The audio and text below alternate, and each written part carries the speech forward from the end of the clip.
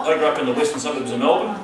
As you can see, I'm a little bit older than the rest of the group, so I've actually spent many years out in the workforce and just gone back to school, studying at Notre Dame University in Broome, top end of Western Australia. Similar to Tamara, I've been married, had kids, moved to Western Australia, changed wives, new set of kids, all the rest of it, all the troubles that go with life. So yes, I'm in my final year, third year nursing student, as I said, in Broome. That's the most important part of our team. Now, Gutsy was riding back home from school one day. Was riding back from school earlier, actually, on a bit of those bikes, as you can see. That's what happened to his bike, and unfortunately had a bit of an accident. So, what do you think would be the first health profession that would see Gutsy? What's the first health profession that might go and help Gutsy? Like doctor. Doctor? Anyone guess?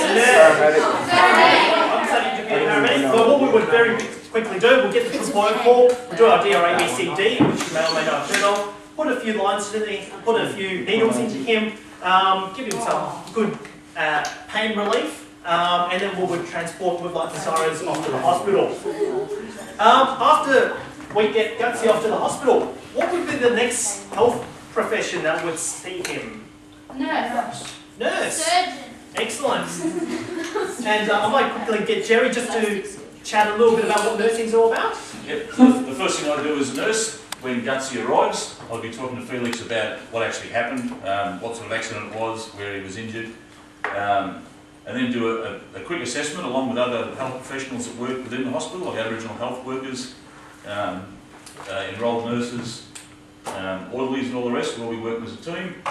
We do an assessment and just check on Gutsy to make sure he hasn't got any other life-threatening injuries, deal with anything that needs to be dealt with immediately, and try and get a bigger picture of what's been going on with Gutsy's life that might be causing the injuries or illnesses that he may have, and basically try and paint a bigger picture ready for the next profession who I would call in to see Gutsy. What's the next profession that would come after the nurse? A doctor. Excellent.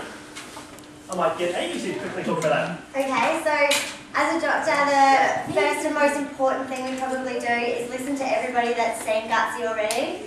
So the nurses, we try and get an overall picture of what's happened. And then we would do a quick examination on Gutsy and find out what were the most serious things that we needed to look after. Then we'd probably start ordering some tests. So if we thought that Gutsy had a broken bone, does anybody know where we'd send Gutsy? X-ray. To X-ray, that's right. And do you know who takes the X-rays? An X-ray-tician. An X-ray-tician. Or it starts with R. Radiotician. Radiographer. Oh. Yeah. Well, it's close enough. Yeah, close enough, for sure. And then we would have another doctor who's called a radiologist, and they would look at X-rays and then send them back. We might also take some blood and send some blood off for testing. Does anybody know where we'd send that and who would look at that for us? Like a pathologist, wouldn't it? Pathologist, perfect. Nice. Clever boy. Yeah.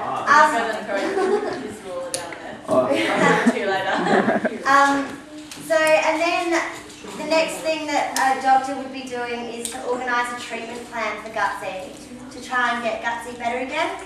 A large part of the treatment plan generally involves taking some sort of medications. So, do you know who would look after Gutsy's medications for him? Pharmacist. So the pharmacist's job is to obviously give Gutsy his medication, but also to make sure he's taking the right medication for his condition. So there's probably a lot of pain, so probably pain medication. They also have to make sure that the right dose is being prescribed, because obviously the wrong dose of medicine's either going to cause him a lot of harm or have no effect at all. If in the accident Gutsy was unlucky enough to fall into a coma, or he's broken the jaw or something like that, he can't swallow or eat tablets.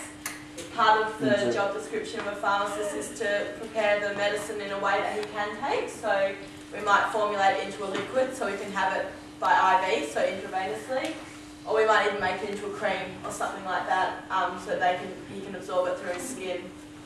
Have you noticed, just within all these careers we've just talked about, that we all work as a team?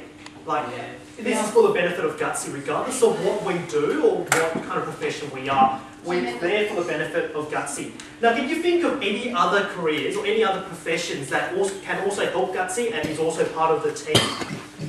Anyone?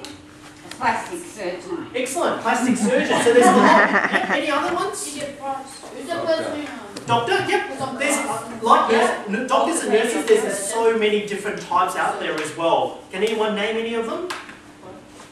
Any other types of doctors or nurses or any other health profession that can help with Gutsy? Dentist. Surgeon? Yep, dentist. Excellent. What do dentists do? Excellent.